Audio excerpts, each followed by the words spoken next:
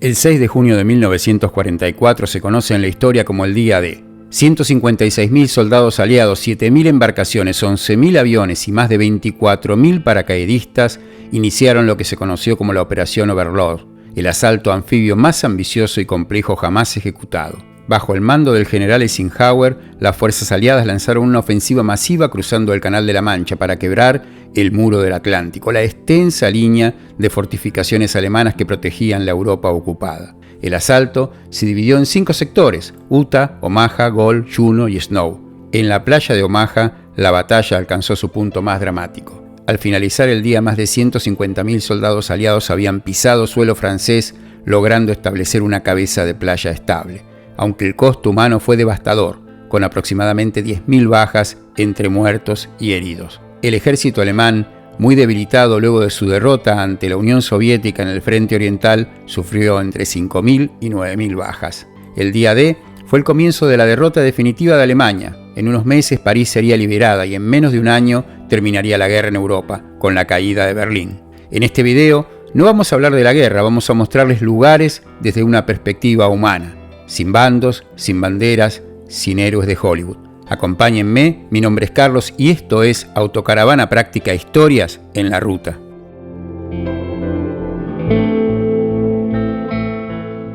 Erich Kaufmann nació el 26 de junio de 1925, murió el 30 de julio de 1944, tenía 19 años. Siegfried Farley nació el 8 de julio de 1926, murió el 31 de julio de 1944, tenía 18 años. Martin Marka vivió un poco más. Nació en octubre de 1921 y murió en junio de 1944. Tenía 23 años. Todos ellos están enterrados aquí junto a otros 21.218 soldados alemanes caídos en combate durante la batalla de Normandía en la Segunda Guerra Mundial. ¿Qué se puede decir de estos jóvenes? Que eran nazis, que eran asesinos, que tenían que morir porque ese es el único destino que merecían. No vamos a decir eso.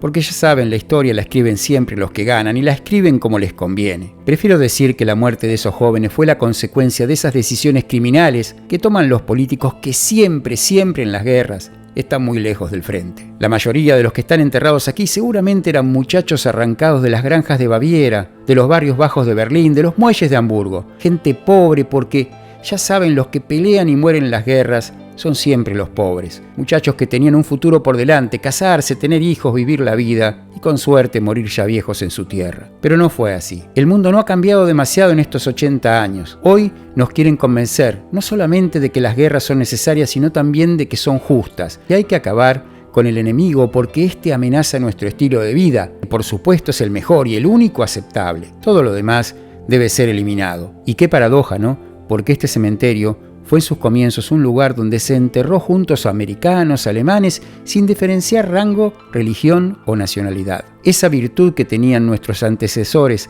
de respetar la muerte, porque en la muerte somos todos iguales. Más adelante los americanos repatriaron a la mayoría de sus compatriotas y a los restantes los trasladaron al nuevo cementerio estadounidense de Normandía, en Corbelin-sur-Mer, junto a la playa de Omaha, que vamos a ver en un rato. En el centro de este cementerio alemán se levanta un gran túmulo coronado por una enorme cruz cristiana esculpida en roca volcánica negra y flanqueada por 2 estatuas. Este montículo marca el lugar de una fosa común en la que reposan 296 soldados, 200 de ellos desconocidos. Nos hace pensar en cuántas madres desgarradas por el dolor de perder un hijo sin siquiera la posibilidad de llorar sobre su tumba. Porque eso es la guerra, no es como ese videojuego edulcorado que nos muestran en televisión, censurado para que parezca que cuando un misil destruye un edificio, no muere un niño allí. Tal vez, si los pudiésemos ver, reaccionaríamos contra nuestros gobernantes, porque esos niños también pueden ser nuestros hijos. Hoy podemos visitar este cementerio que es mantenido por el Estado alemán casi todos los días del año. Se encuentra próximo a la autovía y tiene un estacionamiento razonable, aunque pequeño. Nos vamos de este lugar con ese amargo sentimiento de que esas muertes fueron totalmente innecesarias, que no hay buenos y malos, que solo hay vencedores y vencidos, y con el respeto que merecen los que aquí descansan, nos tomamos unos segundos de silencio.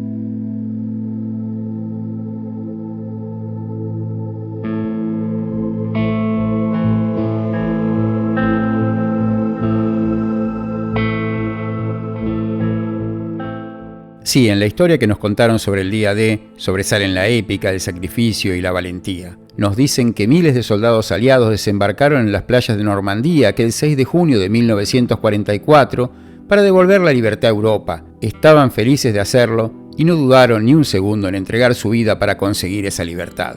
Todos fueron héroes. Pero, ¿esa fue realmente la verdad? Seguramente en algunos casos sí. Las historias particulares de heroísmo y entrega son reales. Hubo muchos hombres que perdieron su vida por salvar a un compañero o para tomar un nido de ametralladoras alemán.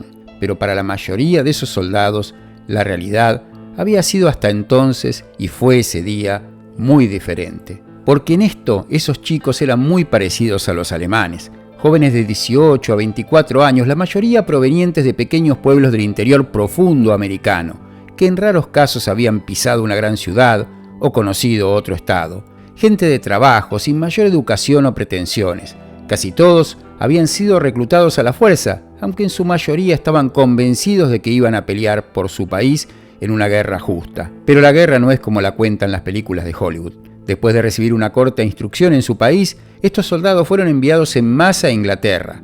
Apiñados por cientos en barcos de transporte, temblaban cada noche más por el miedo a ser alcanzados por un torpedo de algún submarino alemán que por el frío del Atlántico Norte. Algunos no lo lograron y sus cuerpos descansan hoy en las profundidades de ese océano. Dejaban atrás ese país que consideraban el mejor del mundo, pero donde seguían existiendo las leyes de segregación de Jim Crow. Esto significaba que los soldados negros no dormían, comían ni entrenaban con los blancos. Solo podían limpiar baños, ayudar en las cocinas o enterrar muertos. Pero para los blancos, las cosas no serían demasiado mejor. Cuando llegaron a Inglaterra, su principal ocupación fue esperar. Algunos por meses, otros por años. Muchos en aquel país no comprendían por qué los americanos no decidieron atacar Europa mucho antes, dejando la peor parte para los soviéticos, los ingleses y los franceses, y que se decidió el día D, cuando Alemania ya había sido derrotada. Los soldados siguieron esperando en Inglaterra. Muchos habían dejado atrás a esposas, hijos, madres y novias, con las que mantenían semanalmente contacto por carta. Se dice que su principal temor entonces era recibir una carta conocida como Dear John, que significaba sin duda una ruptura amorosa abrupta. Pero finalmente el día llegó. Apiñados por miles en pequeñas lanchas de desembarco con apenas protección, miles de soldados se enfrentaban a lo que sería su primera acción de combate. Para muchos también sería la última. En los últimos minutos, cuando ya se podía ver la playa y las explosiones sonaban cada vez más cerca, el sentimiento de la mayoría era el terror. Aferrados a sus fusiles, empapados por el agua del mar y por el sudor del miedo, comenzaron a pisar la tierra francesa a las 6:30 de la mañana del 6 de junio de 1944. En las playas de Omaha, los alemanes los estaban esperando. Las primeras oleadas sufrieron una carnicería con cientos de cuerpos esparcidos sobre la arena. Se dice que la orilla del mar estaba teñida de rojo, pero el número y aplastante superioridad en material se terminó imponiendo. Con el paso de las horas, la cabeza de playa se consolidó y los alemanes finalmente fueron expulsados hacia el interior. Más de 4.000 soldados americanos murieron en los primeros 2 días de combate. Algunos de ellos descansan en este cementerio americano de Normandía, en Colleville-sur-Mer, justo enfrente de lo que fue la playa de Omaha el día D. Un cementerio que se terminó de construir en 1956, después de que el gobierno de los Estados Unidos autorizara una repatriación de 14.000 cuerpos de los caídos para las familias que lo solicitaran. Hoy, 9.387 cuerpos descansan sobre un prado de más de 70 hectáreas, cada uno bajo una cruz o una estrella de mármol blanco, perfectamente alineados. 307 tumbas pertenecen a soldados no identificados y 66 hermanos fueron enterrados uno junto al otro. La entrada a este cementerio es gratuita y se puede visitar casi todos los días del año menos en Navidad y el 1 de enero. Las instalaciones están perfectamente mantenidas, repletas de banderas, adornos florales y estatuas, y en eso son muy diferentes a la sobriedad del cementerio alemán. Ya lo sabemos, a los americanos les gusta el espectáculo incluso en sus cementerios. Hay un estacionamiento específico para autocaravanas, pero está prohibido pernoctar. Pero nos vamos de aquí con un sentimiento muy parecido con el que salimos del cementerio alemán, y tal vez con la misma pregunta. ¿Fueron necesarias todas estas muertes? La verdadera historia cuenta que muchas veces los alemanes, los ingleses, incluso los americanos intentaron terminar mucho antes con la guerra. Pero como siempre, los intereses personales, económicos y políticos fueron los que finalmente se impusieron. Nuestro profundo respeto a los que yacen caídos en este lugar y el silencio que se merecen.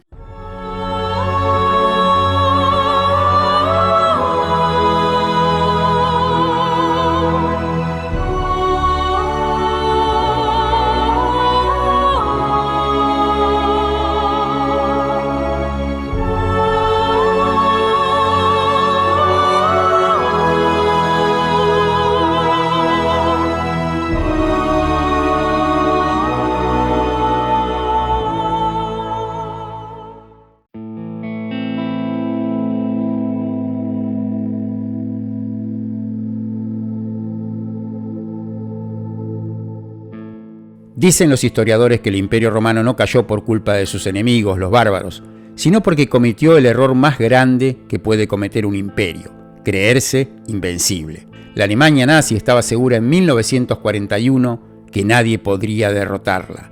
Hitler hablaba del Reich de los 1000 años, inaugurado por él mismo en 1933 y que abarcaría a casi todo el mundo civilizado. Para los demás, nos quedaría conformarnos con los restos, si es que quedaba algo. Muchos dicen también que él estaba loco. Puede ser, pero lo más posible es que estuviese aislado, muy aislado, adulado por una corte de acólitos que no se animaban a cuestionar ninguna de sus ocurrencias por más alucinadas que fueran.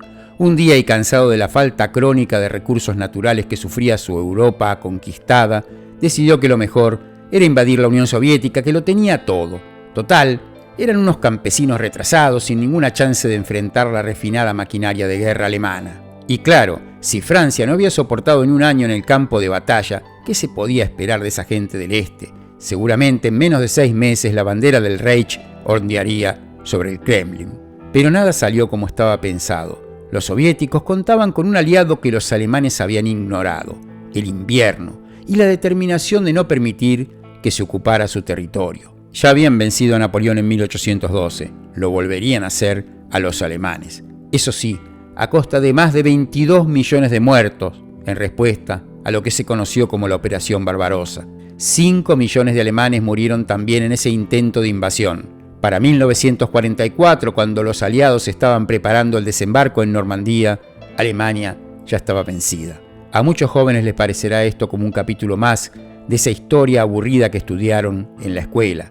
Una historia donde los alemanes eran los malos, los aliados los buenos y los rusos el nuevo enemigo a vencer. Sin embargo, en 1940 la mayoría del mundo pensaba de otra manera.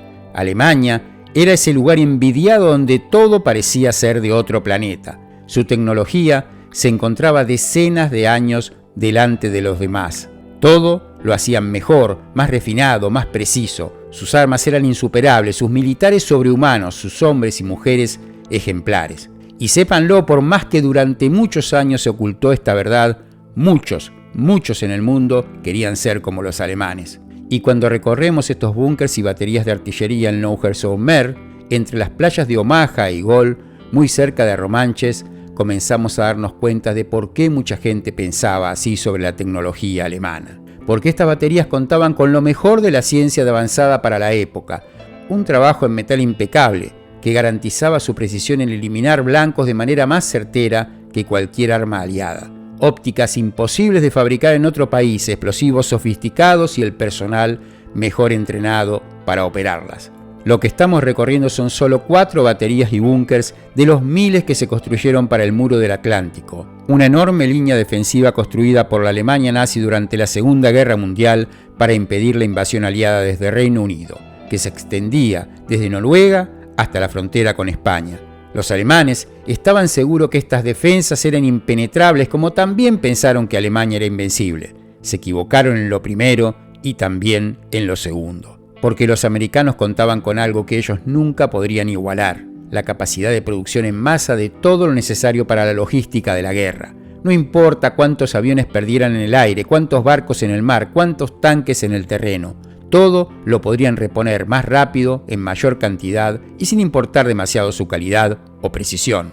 Omar Bradley, un famoso general americano, decía que los amateurs hablan de estrategia, los profesionales hablan de logística. Y eso fue lo que decidió el día D. No fue ni la valentía de los hombres, ni la calidad del armamento, ni la razón de la ideología. fue la cantidad de recursos que se colocaron sobre un terreno muy pequeño en menos de 24 horas. La gran vencedora de esta batalla fue la logística. Hoy podemos recorrer estos búnkers y baterías en Longshoremer en un paseo de un poco más de una hora. Son solo un par de kilómetros de recorrido circular donde aún se aprecian algunas piezas de artillería que no han sido restauradas. La entrada es gratuita y el estacionamiento es muy limitado, sobre todo para autocaravanas. Lamentablemente, es común encontrarse con grupos de turistas grandes que llegan en buses, así que lo mejor es llegar temprano por la mañana. Y en este caso, nuestro profundo respeto a los 30 millones de hombres, mujeres y niños que murieron en la Unión Soviética durante la Segunda Guerra Mundial. Si a alguien le debemos la libertad en Europa, no es a los Estados Unidos, ni a Inglaterra, ni a Francia, ni a ningún otro país, sino al sacrificio de esos 30 millones de seres humanos.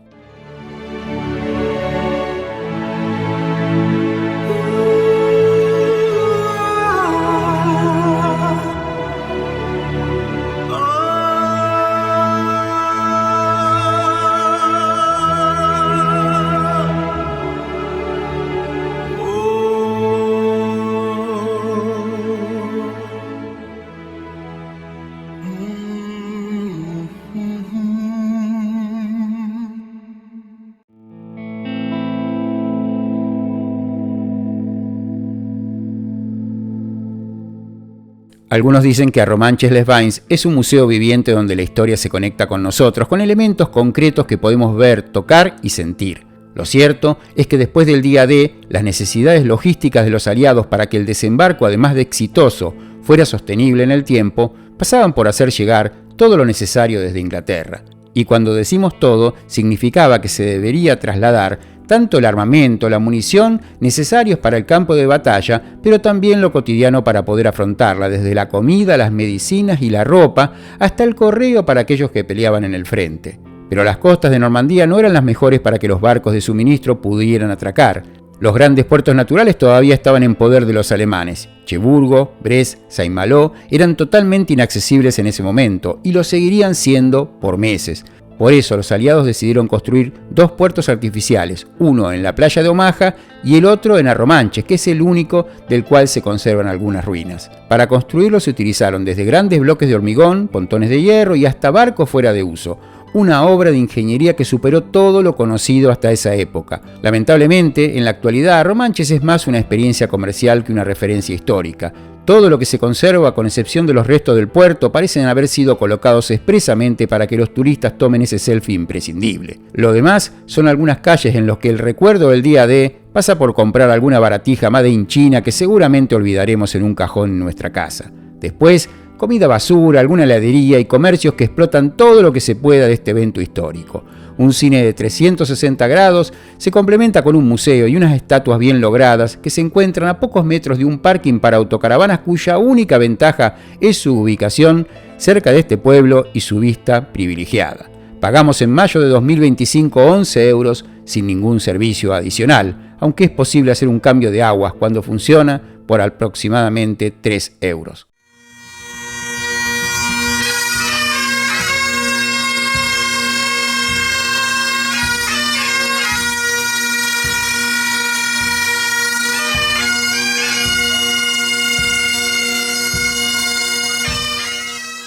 El día D fue uno de los eventos más importantes del siglo XX y uno de los últimos pasos para terminar con una guerra que causó entre 60 y 80 millones de muertos, una cifra que solo se puede estimar.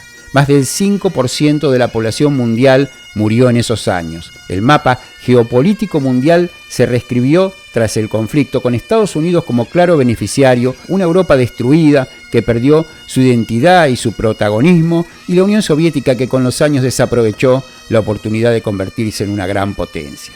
Y una reflexión final. No hemos aprendido nada de la Segunda Guerra Mundial. Ese holocausto para 70 millones de personas no solamente parece que fue olvidado, sino que hay políticos que hoy quieren repetirlo. Lo vemos todos los días en televisión, la guerra parece ser algo necesario, inevitable y para algunos conveniente. Pero esta vez todo puede ser diferente, un error de uno de esos líderes, entre comillas si se quiere, iluminados por su ambición de protagonismo, nos puede llevar a un enfrentamiento nuclear, esa tercera guerra mundial que todos sabemos será la última de la humanidad.